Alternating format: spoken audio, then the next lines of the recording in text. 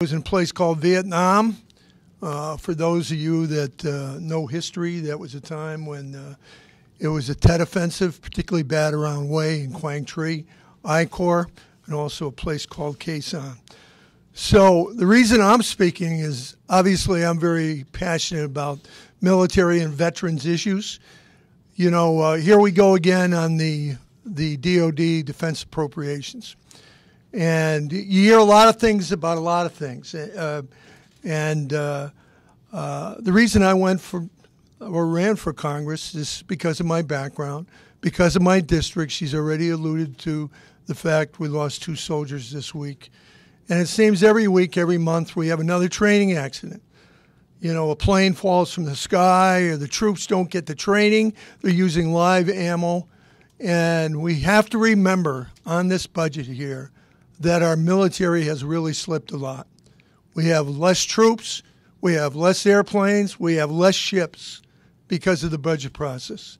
We have more enemies, we have more commitments, and we've got to make sure that we fix that and we fix it fast. Now, the reason I'm speaking is obviously I alluded to a date where most of you weren't even born. But one of the things I had, as I said, 50 years ago in a combat situation, my job was to take care of the troops. And I still feel that same way. And right now, one of the most important votes is coming up.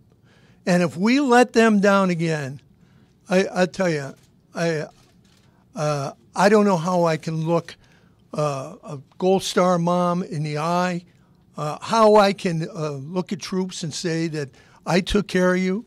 How I can remember those Marines who I still remember now. I can't remember where I left my keys. I can't remember where I left my cell phone, but I remember every Marine that died when I was in command.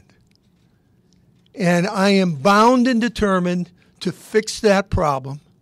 And I hope, you know, obviously my colleagues will support us because right now, just as I took that oath many years ago, it wasn't about me.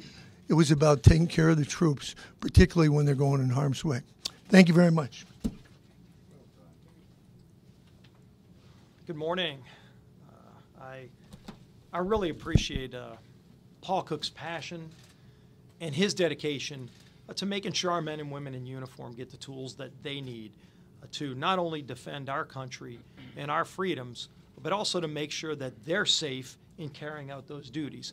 And right now, there is true uncertainty within the Department of Defense because of operating under continuing resolutions. We have got to get a DoD appropriations bill not only passed through the House, but through the Senate and signed by President Trump. Today will mark the 3rd time that the House will vote to pass a defense appropriations bill. And the Senate has yet to take action on the previous 2 bills. We now know that the Senate will vote to take up this bill once we pass it through the House. I call on all senators to come together. And if you ever talk about supporting our troops, the way you support our troops is by giving them the tools and resources they need. And this defense appropriations bill does just that. Everybody ought to vote for this bill. So, Paul, I appreciate your passion, your leadership as a Marine, and your leadership as a member of Congress. Later on this evening, I really look forward to President Trump delivering his first report on the state of this great union. There is a lot of good to talk about, and President Trump has been at the front end of some of the good things that are happening. Just in the last week, we've seen companies like Starbucks, Verizon, Disney, FedEx. Just yesterday, Exxon announced $50 billion of new investment into this economy in the workforce of America because of the Tax Cuts and Jobs Act that we passed. Every day it seems like we're seeing another company giving bonuses and pay raises to their workers. And that's what this was all about. When we passed this bill through the House, when we worked so closely with President Trump, his main goal was to make sure that we gave real relief to middle-class families, and we're seeing it happen.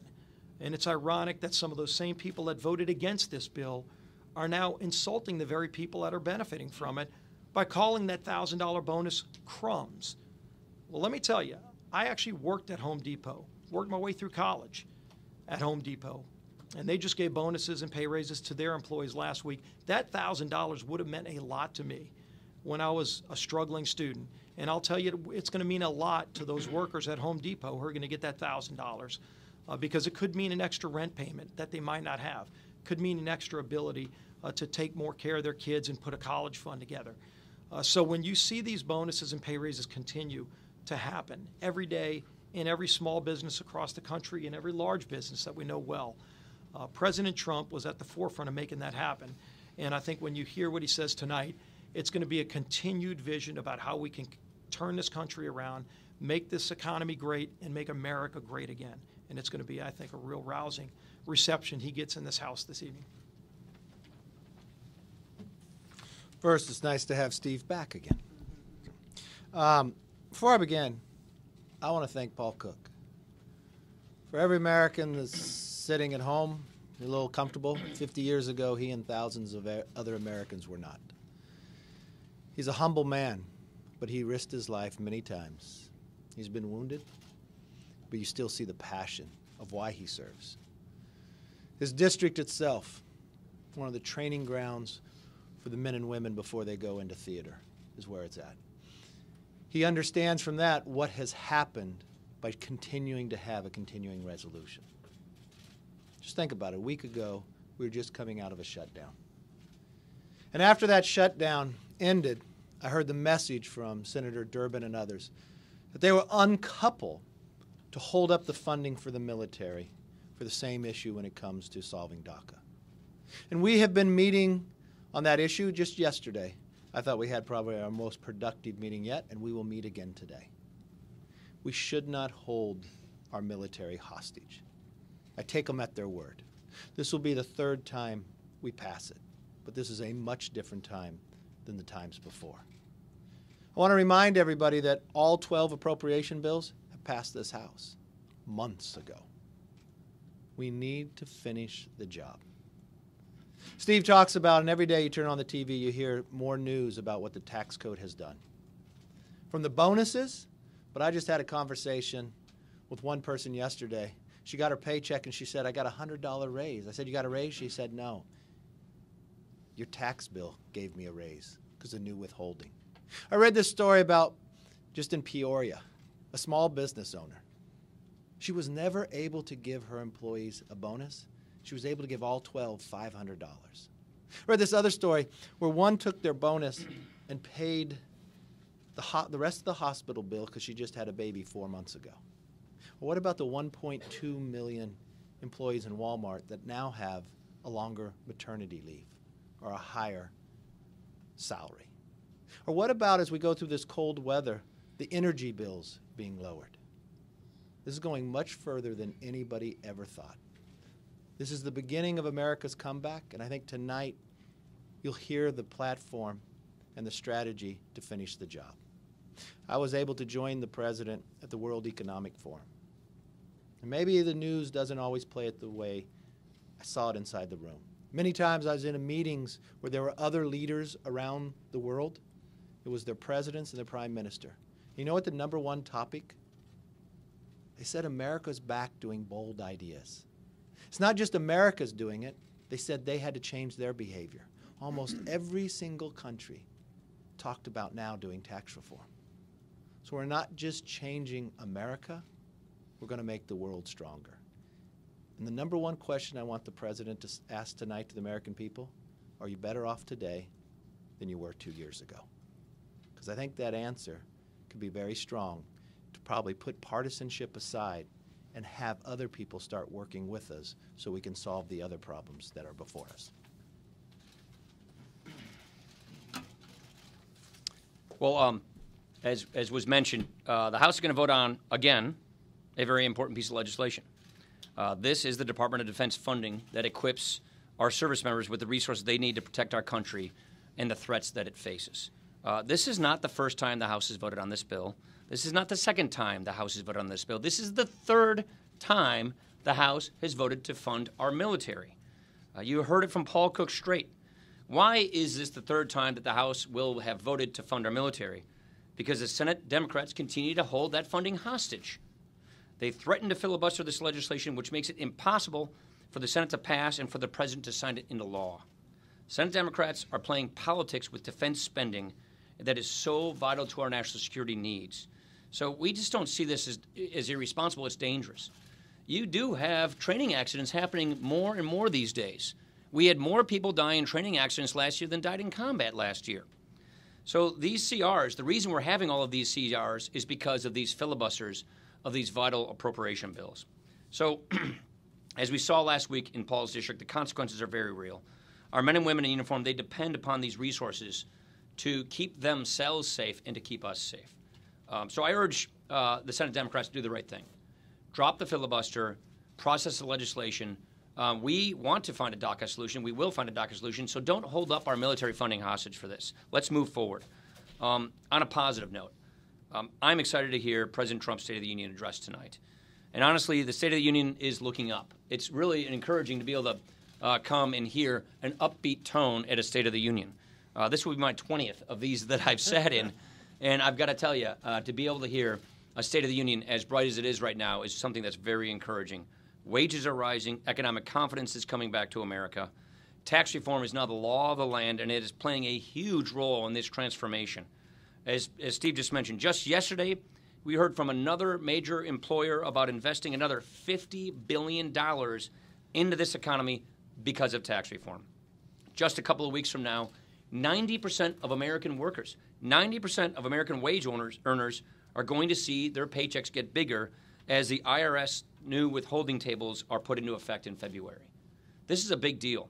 Look, Jana and I were working the concession stand at our parish on Sunday for our kids' basketball games, and a friend of mine who works at the Home Depot in Janesville could not wait to come up and tell me about the bonus that he had gotten, about the wage increase that he had gotten, what it's going to do for his life. You know, wherever you go, you have people coming up to you saying, you know, this is a new car payment for me. This is working. And what those of us who've worked on this issue for so many years thought and suspected was if we do tax reform in America the right way, it will unlock a lot of economic potential. It is unlocking so much more economic potential than we even imagined. So we're very excited. Economic confidence in America is at a 17-year high, while unemployment in America is at a 17-year low. These are good things. This is a big deal for Americans across the country. We've got a lot more work to do, and I'm looking forward to President Trump's speech tonight to find the way forward and get more done for the American people in 2018. Questions? Manu.